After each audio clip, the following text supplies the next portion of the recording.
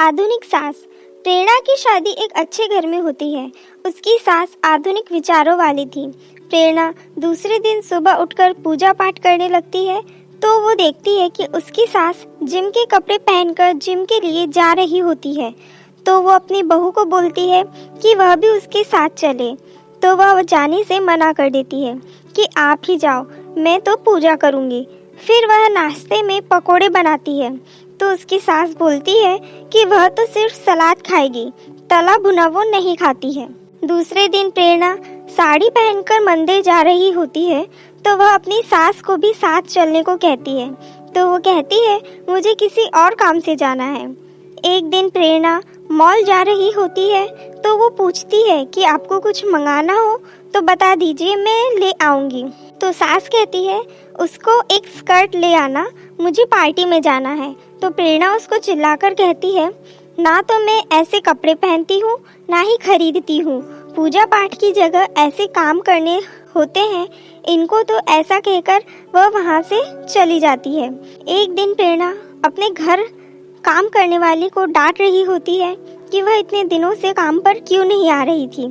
तो बाई बोलती है उसके बच्चे की तबीयत बहुत खराब थी। तो प्रेरणा उसको चिल्लाकर कहती है कि झूठ बुलवा लो तुम लोगों से, बस काम ना करने का बहाना बनवा लो। आवाज़ सुनकर उसकी सास वहाँ आती है और पूछती है क्या हुआ। तो काम वाली बाई कहती है उसके बच्चे की तबीयत सच में खराब थी, वो झूठ नहीं बोल रही है।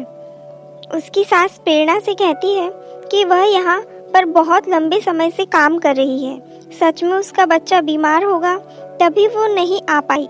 वह उसको कुछ रुपए देती है कि बच्चे का इलाज करवा लेना। तो प्रेरणा अपनी सास को चिल्लाने लगती है कि अपनी बहू पर यकीन नहीं है, बाहर वालों पर यकीन है, उड़ा दो सारा पैसा इन्हीं लोगों पर, मुझे क्या, ऐसा कहकर वो वहाँ से चली जाती है। दूसरे दिन सुबह सुबह एक भिखारी घर के बाहर आकर बोलता है कि कुछ खाने को दे दो, बहुत दिनों से भूखा हूँ, कुछ खाने को नहीं मिला है।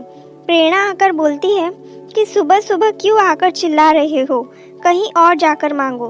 तभी उसकी सास एक प्लेट में खाना परोस कर लाती है और उसको देते हुए कहती है बाबा आराम से बैठकर खाओ। और प्रेरणा से कहती है कि घर में इतना खाना पड़ा है, दे क्यों नहीं रही थी।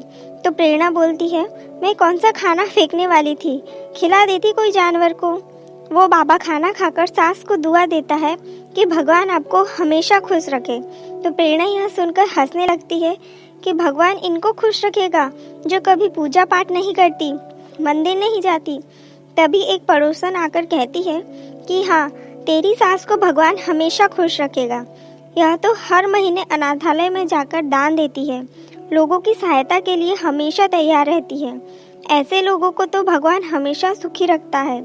प्रेरणा को अपनी गलती का एहसास होता है और वह अपनी सास से माफ़ी मांगते हुए कहती है कि मेरी पूजा का तो कोई मतलब ही नहीं, सच्ची पूजा तो आप कर रही है माँ, लोगों की मदद करके। आपसे जितना भी बन पड़े गरीबों, कमज़ोरों, लाचार लोगों की मदद करनी चाहिए। धन्यवाद।